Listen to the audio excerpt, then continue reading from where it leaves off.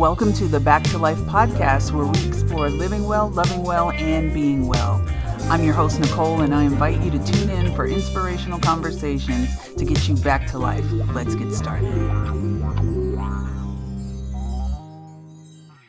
Hey, beautiful people. Welcome to the Back to Life podcast, where we have conversations about living well, loving well, and being well.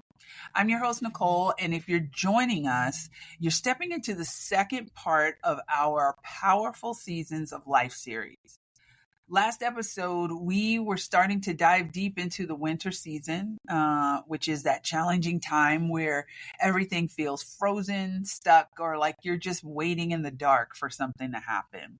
It's those quiet periods where growth seems impossible and our patience can be tested. But today, we are turning the page to spring. It's that magical moment when the first green sprouts push through the frozen ground, when the air changes and possibility returns. Spring is the season of renewal, growth, and fresh beginnings, but honestly, growth isn't always pretty. It can be messy, confusing, and sometimes even painful, because transformation rarely happens in our comfort zone. So today we're going to be exploring what it truly means to step into your spring season. What dreams are finally sprouting in your life? What relationships need intentional nurturing? And most importantly, what needs to be pruned away so that you can have the energy to truly flourish? To help guide us through this conversation, I couldn't think of anyone better than the incredible LaQuesia Love of Love Therapy Counseling in Dallas, Texas. LaQuesia, thank you so much for joining us again. Absolutely. Thank you, Nicole, for having me again. I'm absolutely thrilled to be here. Spring is actually my favorite season to discuss in therapy with clients because it's such a beautiful paradox. Oh, yeah. There's this undeniable hope and excitement, but also so many expected challenges that catch people off guard. That's true. We often expect everything to just blossom effortlessly, but nature knows better, doesn't it? Oh, it absolutely does. And that's exactly why we need to have this conversation. So let's dive right in and talk about what spring truly represents. You see, in nature, it's that breathtaking back to life moment when flowers push through the soil, days stretch longer, and the very air around us feels charged with possibility. In our personal lives, spring often represents new beginnings, second chances, or that moment when something that's been dormant finally gets a chance to grow. It's, I think we need to be honest though. New beginnings aren't always as comfortable as they look on Instagram. Would you agree, LaQuesia? Absolutely. Not even close. No. We completely romanticize fresh starts in our culture. We see this beautiful transformation photos, the I finally did it post and the highlight reels, but almost never the struggle, the doubt, or the work behind it. Oh, that's true. The truth is, meaningful growth requires serious effort and discomfort. Ooh, yeah. What most people miss about spring is what's happening underground during the winter. Okay. Those flowers didn't just appear, right? Yeah, they did. Their bulbs were quietly developing root systems, gathering nutrients, and preparing for the exact right moment to emerge. That preparation is invisible, but it's so essential. Yeah, and you know what? That's such a powerful point because we forget that the seeds need to be planted months before we can see any growth. Yes. And the same way that, let's just say, the job you just landed might be the result of the networking you did a few months ago or even last year, or even that relationship breakthrough might come from the inner work that you've been quietly doing for months. It really is important to realize that just because you don't see visible progress doesn't mean that transformation isn't happening beneath the surface. Exactly. Yeah. And here's where it gets interesting. Okay. When spring finally arrives, things can start shifting with surprising speed. Yeah. Suddenly doors start opening, new relationships form, opportunities emerge that weren't there before. But that acceleration can feel overwhelming and even scary. Yeah. I see this all the time with clients who've been praying for change, visualizing it, making vision boards, right? Yes. Working towards it. But when Yeah. it finally arrives, there's this moment of panic. Wait, am I really ready for this? Can I handle what I'm being asked? Be careful what you ask for, right? Yes. Yeah, because I mean, I feel that. So I remember when I finally got the opportunity to launch this podcast after thinking about it and dreaming about it for a minute, right? Mm-hmm. The moment that it became real, I had this wave, and I mean like tidal wave of Yeah. imposter syndrome. Like, what am I doing?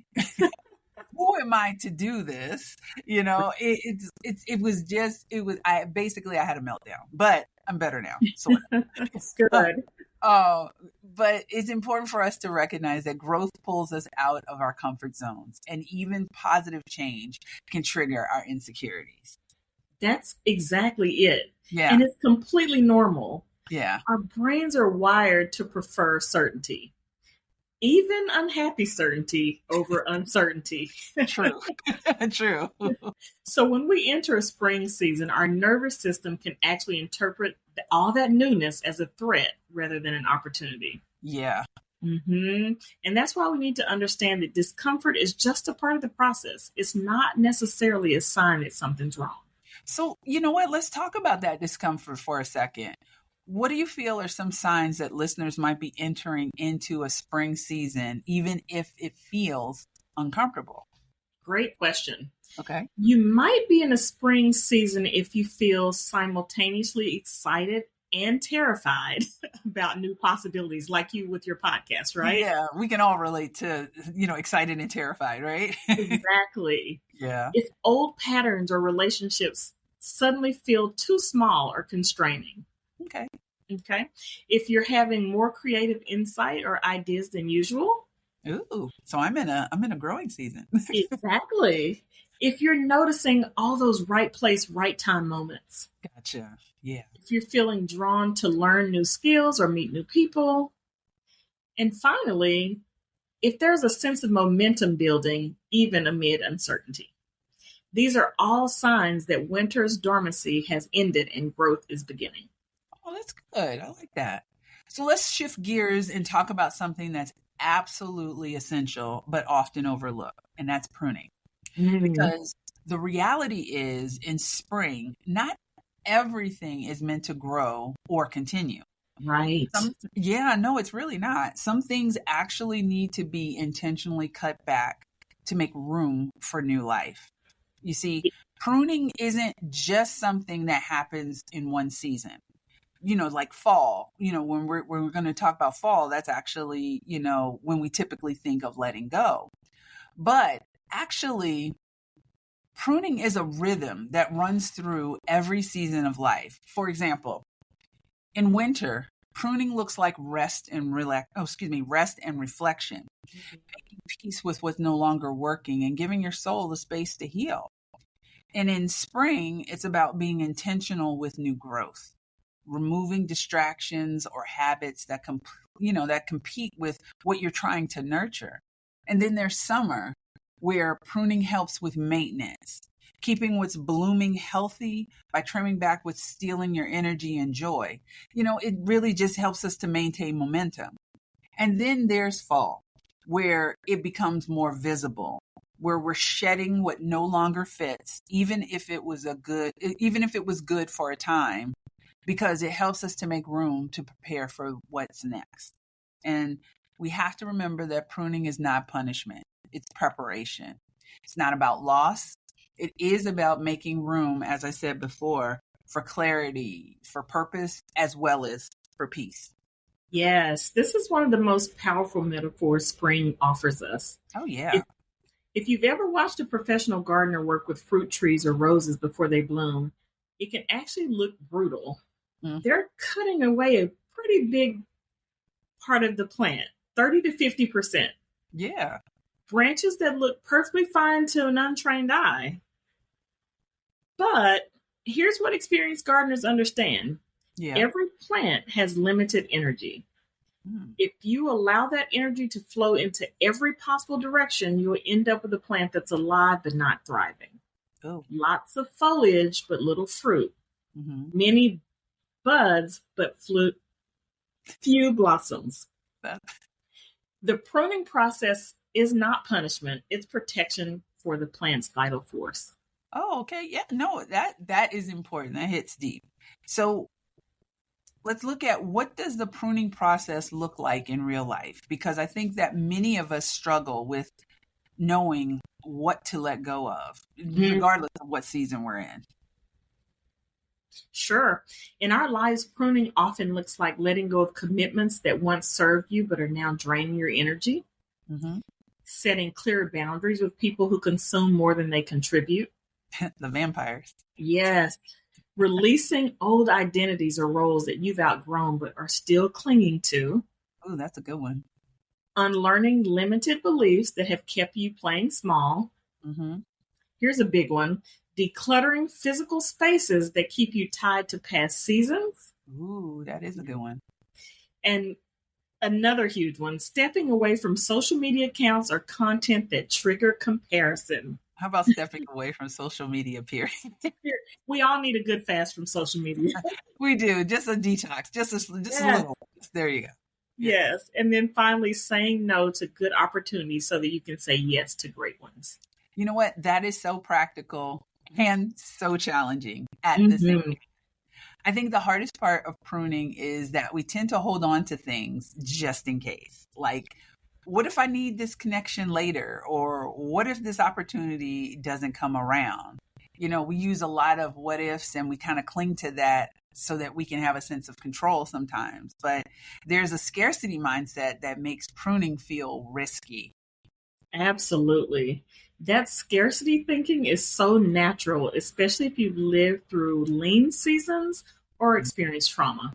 Oh, yeah, that's true. Yeah, our brains are designed to avoid loss.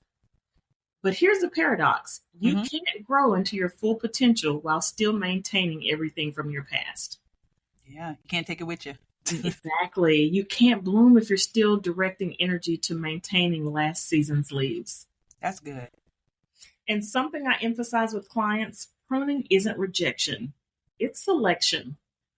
You're not saying this is bad. You're saying this isn't aligning with where I'm growing now. That small shift in perspective makes pruning feel less like loss and more like liberation. I love that distinction, because pruning as selection is not rejection, you know? So can you share an example of how you've seen this work in someone's life? Of course. I worked with a client recently, and we'll just call her Maya. Okay. Maya was a talented designer with a growing business. She kept saying yes to very small, poorly paid projects from her early career days out of loyalty and fear of missing out. Okay. Those projects, though maybe engaging, consumed so much of her time that she couldn't pursue the larger, more aligned opportunities that were starting to come her way. Okay. The pruning process for Maya involved creating a clear criteria for projects she would accept and learning to refer smaller clients to junior designers and creating templates for politely declining work that didn't meet her new standards. Guess what? Within 6 months of this, her intentional pruning, her income doubled while she actually worked fewer hours. Work smarter, not harder, right? Exactly. But it required her to tolerate the discomfort of temporarily having less while making space for more. Okay.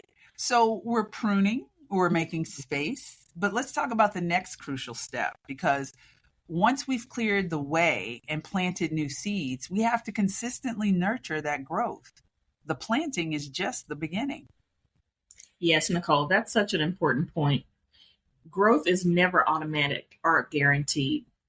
Nature shows us this. Even after pruning and planting, a garden requires regular watering, protection from extreme elements, sometimes fertilization, and then a constant attention, right? Yeah. If you want sustainable growth, whether emotionally, mentally, relationally, or even spiritually, you have to be incredibly intentional about nurturing it. Oh, yeah. So, what does the nurturing process look like in practical terms? How can we water our growth? Sure. I like to break it down in three interconnected areas: mind, body, soul. Okay. So let's start with the mind first. Hmm. This is about what you're consuming intellectually and emotionally. Okay. Are you feeding your mind with content that expands your thinking or content that reinforces limitations? Are you engaging with ideas that challenge you or only those that confirm what you already believe? Mm, The books you read, the podcasts you listen to, the conversations you have, these are all either watering your growth or potentially stunning it. that's important. I like that. Yeah. And next, body. Our culture loves to separate mental and physical wellness, but they're completely intertwined. We know that, right? Yeah. Spring growth requires energy, and your body is your energy source. Are you moving regularly in a way that feels good? Are you getting sufficient rest? How's your nutrition? Are you hydrated? Simple physical practices can dramatically accelerate your capacity for growth in all other areas. It's so important. We need our water. Absolutely. And to move our bodies. Yes. Yes. And then finally, soul. That's a deeper dimension of meaning and connection. Are you making time for practices that center you, whether it's prayer or meditation, time in nature, creative expression, or meaningful connection with others? Are you regularly touching base with your core values and your purpose? Without this soul level nurturing, growth can happen but feel hollow or misdirected. And that's so comprehensive. I think Mhm. what strikes me is how interconnected those areas actually are. Mhm. When I know for me, when I am neglecting physical rest, my mind gets foggy. It just actually, I don't know. I don't ever sleep, so I don't know. But I know that when I'm disconnected from my purpose, if things are not, if it doesn't have meaning, my motivation for physical self-care, it just drops. It's all one system. You're right. Yeah. And that's why quick fix approaches to grow fast, it Mm-hmm. doesn't last. No, True no. spring renewal touches every part of who we are. Let's talk about something else that's crucial for nurturing growth: challenging limiting thoughts, because sometimes the biggest obstacles to our blooming isn't external circumstances, but the stories we tell ourselves. Oh yeah, that inner narrative can be so powerful. So how do we work with that? Okay. Our thoughts are like soil. Our potential grows in it. If that soil is filled with beliefs like I always fail or I'll fail eventually, people don't Mm, like me, I can't succeed or things like this, it's too late for me, then even with the perfect pruning and watering, growth will still be stunted. it's when we get This in our is head, correct? exactly, this is Yeah. where spring offers such hope though, because it's a season that visibly defies impossibility. Seeds crack open, trees that look dead burst into flowers, frozen ground softens, and spring whispers, you're capable of change. Renewal is your birthright. It's never too late to begin again. But adopting this mindset, it takes practice. I It bet. means catching yourself in limiting thoughts and gently challenging them. It means surrounding yourself with evidence of possibility, whether that's inspiring stories, supportive community, or your own past experiences of growth and resilience. We have to remind ourselves. Yeah, and I think that's so powerful because something I've learned is that sometimes we have to act our way into new thinking rather than think our way into new acting. And I know that sounds, I have to catch myself. Let's think about what that says. But sometimes we have to take the growth oriented action, even when we don't fully believe in the possibility yet. It's so important to do, you know? It's like we can't just always rely on our feelings. That's absolutely right. Behavioral activation often precedes belief change. Yes. Start watering your dreams with consistent action, and the evidence of small growth will eventually shift your beliefs. You don't have to feel ready to begin. Beginning is what makes you ready. One practice I often recommend is creating a signs of spring journal where you document even the tiniest evidence of growth or positive change. Our brains are wired to focus on threat and lack. We have to deliberately train them to notice emergence and possibilities. So I love that idea. What I tell my clients is that, look, I need you to notice the good, even if you have to squint. Ooh, I love that. There's always something good, even amongst something that sucks. You know what I mean? So I think documenting the small green shoots before they become full blooms is a fantastic idea. You can actually have something I actually did with a client before is I said, start a sunshine in my soul kind of file. So every time they notice something or they got some positive feedback or something, they put it in an actual file, whether on their phone or a literal folder. And, whenever they're having hard times, it helps to keep the motivation. It helps to remind them, that, there is good, even though something you may be going through is not good. I love that. That's a really great practice. Okay. So yeah. So, LaQuesia, this conversation has been absolutely rich with wisdom. I feel like we could talk about it for hours more, but before we wrap up, I'd love for you to leave our listeners with one powerful question that they can reflect on this week as they consider their own spring season. Sure. The question I'd offer is this. Okay. What do you need to intentionally prune from your life right now so that your most important dreams and relationships have space to fully bloom? I like that. Thanks for that. Yeah. Really sit with that question without rushing to answer. Notice what immediately comes to mind and also what emerges after sitting with it for a few days. The answer might actually surprise you. Sometimes what we need to prune isn't what's obviously dead or difficult, but things that are good enough, yet take energy from what could be great. And finally, remember, be patient and gentle with your growth process. Nature doesn't rush, yet everything blooms in its time. Trust your timing, keep watering what matters, and celebrate every small sign of new life. Oh, that's so beautiful and so practical. I'll be reflecting on that question myself this week because, your girl loves a reflection question.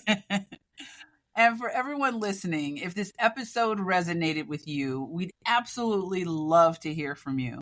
You can DM us on Instagram, tag us in your stories, sharing your own spring season insights, or just leave us a review sharing what's starting to bloom in your life.